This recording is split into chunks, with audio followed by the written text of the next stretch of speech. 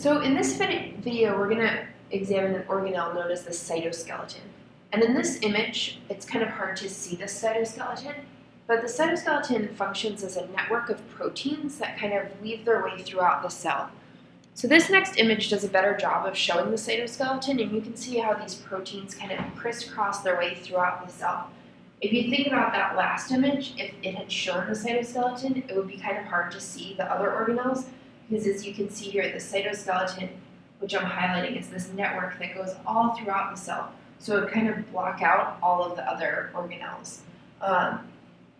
This next image is an actual electron micrograph of a cell, and you can kind of see these proteins acting as almost a scaffolding for the cell. As the scaffolding, they're able to give the cell structure because they support the outside of the cell and give it kind of its shape and its structure. This is one final image that kind of just really drives home the fact that the cytoskeleton is this network that just crisscrosses its way throughout the whole cell. These are different cells that have been dyed with different colors, and the blue and green here are the parts of the cytoskeleton.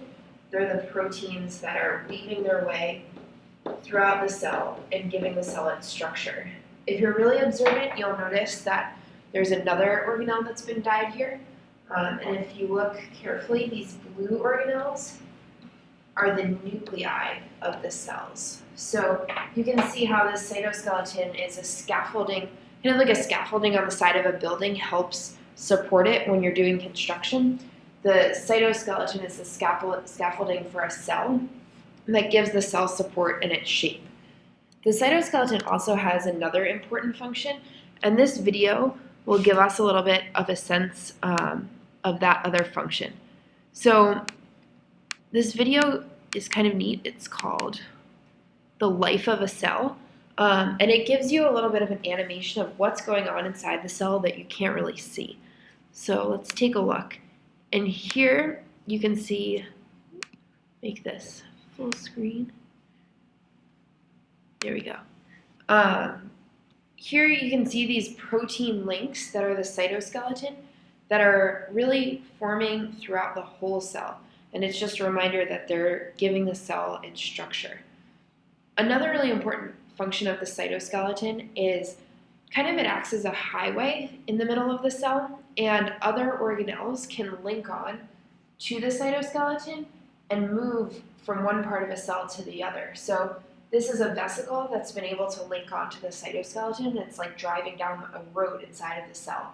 It's using the cytoskeleton to move throughout the cell, and that's really important for organelles that need to travel throughout the cell. So the second function of the cytoskeleton is to act as a highway for intracellular motion. So the cytoskeleton acts as a highway that allows different organelles to move throughout the cell.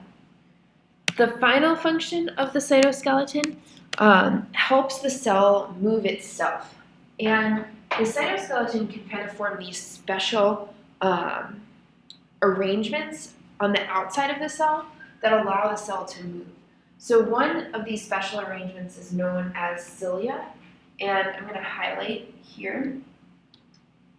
The cilia are these weird kind of short hair-like projections on the outside of the cell. And you can kind of think of the cilia almost as oars.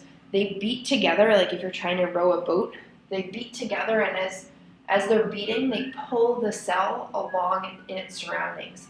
An example as in a human cell are respiratory cells, because